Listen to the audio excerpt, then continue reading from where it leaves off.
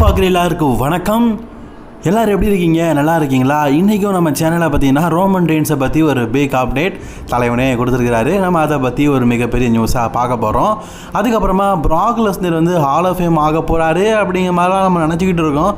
ஆனால் உண்மை என்னதுன்னா, வாங்க வீடியோக்குள்ளே போகலாம். மறக்காமல் சேனலுக்கு ஃபஸ்ட் டைம் வந்துருக்கோங்க, சப்ஸ்கிரைப் பண்ணிக்கோங்க.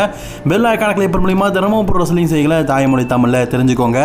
ரோமன் ரெயின்ஸ் கூட மோத போகிற அந்த லூச்சா லிப்ரே ரெஸ்லர் யார்? பெண்டாவா அசகண்டாவா? ரெண்டு பேரில் ஒருத்தன் தான். நெக்ஸ்ட் வீக் நடக்க போகிற மண்டே நைட்டால் அண்ணன் தம்பிக்குள்ளே ஒரு சண்டை நடக்க போகுது. ரே ஃபீனிக்ஸுக்கும் பெண்டாக்கும். யாவரும் காணாத மேட்செல்லாம் கிடையாது. இதுக்கு முன்னாடி நிறைய தடவை நடந்துருக்கு. பட் ஆனால் இதுதான் ஃபஸ்ட் டைம். அதாவது டபிள்யூடபிள்யூவில் இதுதான் ஃபஸ்ட் டைமுங்க. அதனால் மக்கள் மத்தியில் ஒரு பெருத்த எதிர்பார்ப்பு இருக்குது. எனக்கும் இருக்குது இந்த மேட்ச் மேலே. ஸோ அதனால் அந்த மெக்சிகோ சிட்டியில் நடக்க போகிற மண்டே நைட்டாக ஒரு பேப்பரி லெவலுங்க. அதனால் அஃபிஷியலி அதுக்கான போஸ்டர் ஒன்று ரிலீஸ் பண்ணணும்ல. அதாவது இந்த மாதம் எந்த பேப்பரையும் நடத்தலை அப்படிங்கிறதுனால அந்த மெக்சிகோ நாட்டில் நடக்கிற ராவையே பேப்பரி நடத்துகிறாங்க. அதுக்குன்னு ஒரு பெரிய நடத்திருக்கலாம் டபிள்யூ பேசாமல் தானே. சரி, அந்த அஃபிஷியல் போஸ்டரை பாருங்கள் எப்படி இருக்குன்னு. நல்லா இருக்குல்ல? அதை ரோமன் ரெயின்ஸே வெளியிட்டிருக்காரு. ஸோ ரோமன் ரெயின்ஸ் வெளியிட்டது மட்டும் இல்லாமல் பின்னாடி பாருங்கள் எல்லா விதமான லூச்சா லிப்ரே ரெஸ்லர் இருக்கிற மாதிரி. அதாவது இவர் கூட போட்டிட்டாங்க பார்த்தீங்களா, அந்த லூச்சா லிப்ரே ரெஸ்லர்ஸ் புகைப்படங்கள் பின்னாடி இருக்க மாதிரியும் முன்னாடி ரோமன் ரெயின்ஸ் இருக்க மாதிரியும் காட்டியிருக்கிறாங்க.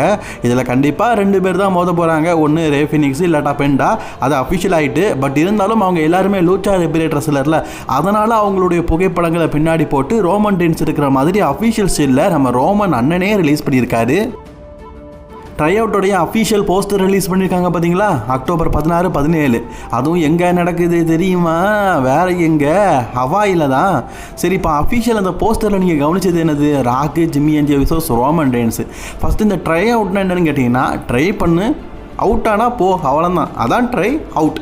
இதன் மூலியமாக பார்த்தீங்கன்னா நீங்கள் டபிள்யூக்கு வரதுக்கு முயற்சி பண்ணலாம். இப்போ எக்ஸாம்பிளுக்கு சொன்னோன்னா 2021 சம்மர் ஸ்லாம் வேகாஸில் நடத்துனாங்கல்ல, அப்போ பார்த்தீங்கன்னா ஒரு சில பேர் வந்து டபிள்யூவில் அந்த ட்ரை அவுட்டில் பங்கேற்றாங்க. நடுவுசில் நிற்கிறது யாருன்னு தெரியுதா? தொப்பையும் கிப்பையுமா இருக்கிறதுனால வேறு யாருன்னு நினச்சிடாதீங்க. நம்ம ஓபா பெமி தான் டபிள்யூடபிள்யூ தற்போதைய ஃபியூச்சர் அப்படின்னு சொல்லிட்டு அழைக்கப்படுறவர். அன்னைக்கு பார்த்தீங்கன்னா எல்லார் மத்தியிலையும் க்யூவில் வரிசையாக நின்றவர் தான். ஆனால் இப்போ அவருடைய மார்க்கெட்டிங் எங்கேயோ போயிடுச்சு. இந்த ஓபா வாக்கு மட்டும் இல்லை, மனுஷன் கிட்டத்தட்ட ஒரு ஃபேஸ் ஆஃப் தி ரெஸ்லராக கூட வந்துட்டார்.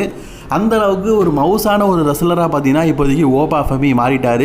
இப்படி ட்ரை அவுட் மூலியமாக செலக்ட் ஆனவங்க தான் டபிள்யூடபிள்யூ எக்கச்சக்க பேர் இருக்கிறாங்க. ஆனால் ட்ரை அவுட்டில் அவுட் அப்படிங்கிற ஆப்ஷனும் இருக்குது. அதாவது ட்ரை பண்ணி அவுட் ஆனவங்களும் இருக்கிறாங்க. அவங்க அவுட் ஆகி டபிள்யூடபிள்யூ இல்லாமல் அதர் ரெஸ்லிங் கம்பெனியில் ஃபேமஸ் ஆகி டபிள்யூ வந்திருக்காங்க. எக்ஸாம்பிளுக்கு இந்த அக்கா, இது யாருன்னு தெரியுதா? நம்ம பெரிய மனசு அக்கா. புரிஞ்சிருக்கும்னு நினைக்கிறேன். நம்ம ஸ்டெஃபனி வால்கர். பெரிய மனசு அக்காவை பொறுத்த வரைக்கும், ஸ்டெஃபனி வால்கரை பொறுத்த வரைக்கும் டபிள்யூடபிள்யூவில் ட்ரை அவுட்டில் பங்கெடுத்தாங்க. 2018 இந்த போட்டோ. சின்ன பிள்ளையா இருக்கான்னு நினைக்காதீங்க, 2018. அப்போ டபிள்யூ பார்த்தீங்கன்னா டேலண்ட் இல்லைப்பா அப்படின்னு சொல்லிட்டு விரட்டி விட்டானுங்க. ஸோ அதுக்கப்புறமா அந்த அம்மா பார்த்தீங்கன்னா அதர் ரெஸ்லிங் கம்பெனிலலாம் போய் சண்டை போட்டு திறமையை வளர்த்து பெரிய மனசுக்காரி ஆகி அதுக்கப்புறமா டபிள்யூவில் இப்போ இவ்வளோ பெரிய ஆளாக வந்து நிற்கிறாங்க.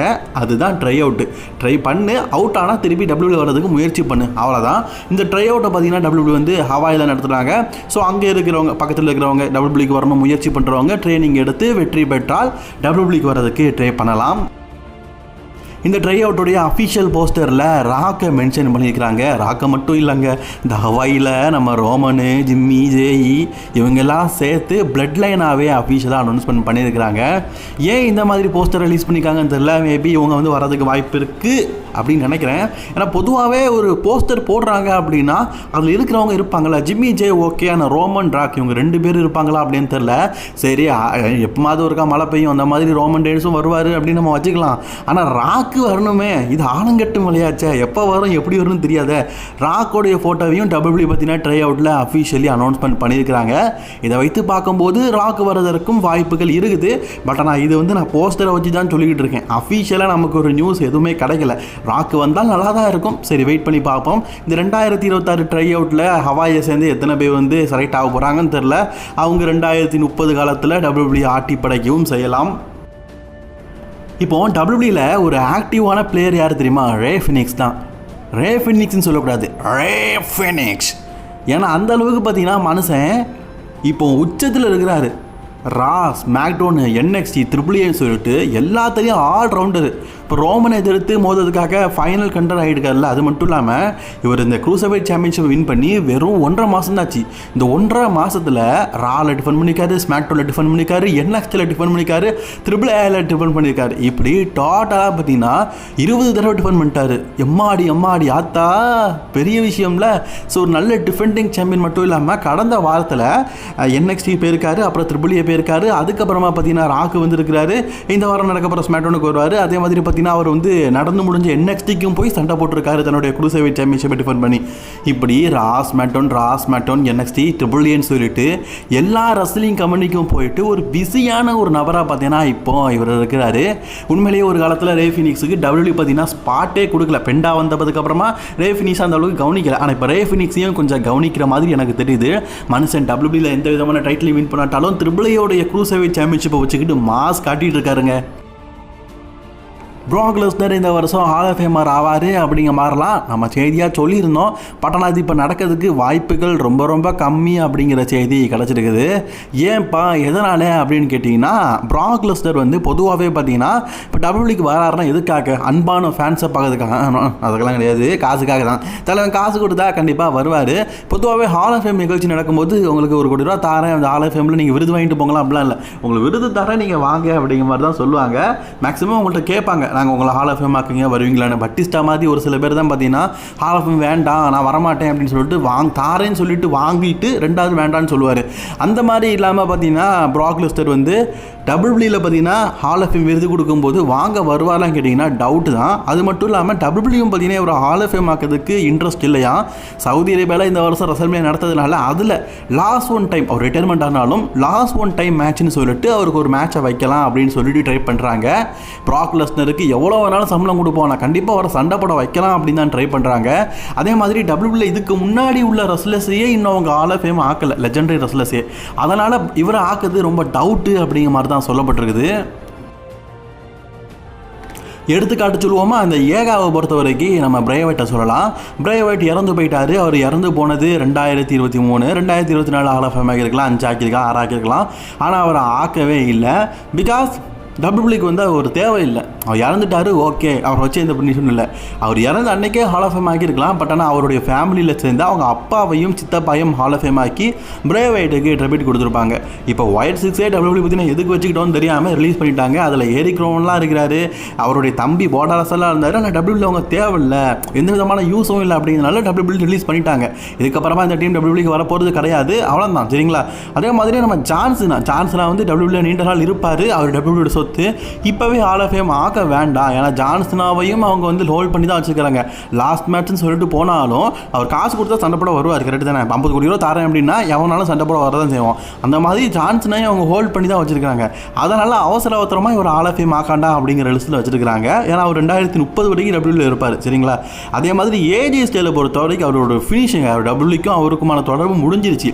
ஸோ ஃபைனலி AJ ஸ்டைலை நம்ம கௌரவப்படுத்தணும்னா அந்த ஹால் ஆஃப் ஃபேம் ஆக்கும். அதே மாதிரி 2026 பெரிய முகத்தை ஹால் ஆஃப் ஃபேம் ஆக்கிறதுக்கு அவங்கள்ட்ட லிஸ்ட் யாருமே இல்லை. சரி, AJ ஸ்டைல் ஆக்கிடுவோன்னு சொல்லிட்டு தான் அந்த டைமில் ஆக்குனாங்க. ஸோ அதே மாதிரி ப்ராக் லெஸ்னர் இந்த வருஷம் ஆக்குனா WWE ஹால் ஆஃப் ஃபேம் நடத்தும் போது ப்ராக் லெஸ்னர் வருவார், டிக்கெட் நல்லா சேல் ஆகும். ஆனால் என்ன விஷயம்னா அந்த ஹால் ஆஃப் ஃபேம் விருது வாங்க வேண்டியது. ப்ராக் வந்து காசில் கேட்பாரு. அது மட்டும் இல்லாமல் WWE பார்த்தீங்கன்னா இந்த வருஷம் ரெசல்மேனியாவில் ப்ராக்கை சண்டை போட வைக்கலாம் அப்படின்னு ட்ரை பண்ணுறதுனால ஹால் ஆஃப் ஃபேம் ஆகிறது ரொம்ப ரொம்ப கஷ்டம் ப்ரோ அப்படிங்கிற செய்தி எனக்கு கிடச்சிருக்குது. என்னை பொறுத்த வரைக்கும் ப்ராக் லெஸ்னர் இந்த வருஷம் ஹால் ஆஃப் ஃபேம் ஆகிறதுக்கு பதிலாக லாஸ்ட் ஒன் டைம் சொல்லிட்டு ஒரு மேட்சை வைக்கலாம். அதில் தோக்க வைக்காமல் ஜெயிக்க வச்சு ஒரு நல்ல எண்டிங்கை கொடுக்கலாம். கைஸ், நம்ம எல்லாருக்குமே பிடிச்ச ஒரு ரிக் ஃப்ளேர் தாத்தா. எனக்கெல்லாம் ரொம்ப பிடிக்கும். ஏன்னா மனுஷன் அம்புட்டு பெரிய சாதனையை பண்ணியிருக்காரு. 5 முண்டாடியை வச்சு மேட்சுக்குதுன்னா சாதாரண விஷயமா?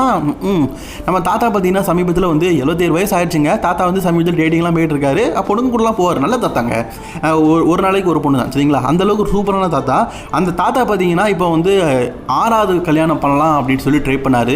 ஸோ நானும் பார்த்தீங்கன்னா சரி, இந்த மனசு பாவம், இந்த வயசில் ரொம்ப கஷ்டப்படுறாரு, ஒரு கல்யாணம் பண்ணட்டு அப்படிங்கிற மாதிரி தான் நினச்சேன். பட் ஆனால் மனுஷன் பார்த்தீங்கன்னா பெண்களால் ரொம்ப அவதிப்பட்டாருங்க.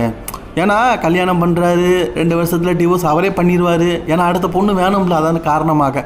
ஆனால் அதை அப்படி சொல்லக்கூடாது. அவருடைய ஃபீலிங்ஸை அவங்க புரிஞ்சுக்கிட்டேன், கரெக்டு தானே. இப்போ அமெரிக்காவை பொறுத்த வரைக்கும் சும்மா இல்லைங்க. ஒரு பொண்ணை கல்யாணம் பண்ணி டைவர்ஸ் பண்ணால் நம்ம ஊர்லேயே உண்டு, சொத்து கொடுக்கணும்.